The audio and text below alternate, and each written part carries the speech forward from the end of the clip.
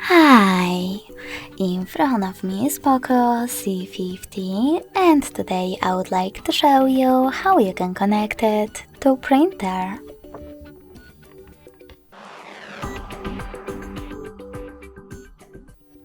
First of all, go into settings and scroll down just a bit.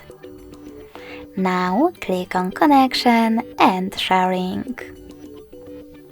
After that, select Printing and tap on Default Print Service. Then wait. Your device is now looking for a printer. When it finds one, it will connect to it.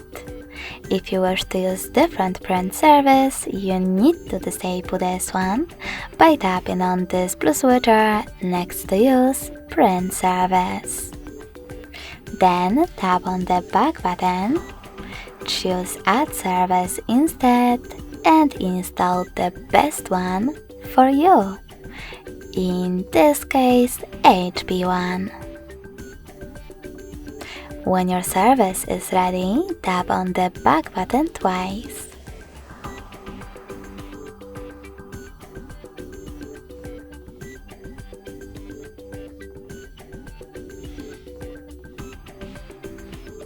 Then just click on your new service and wait again.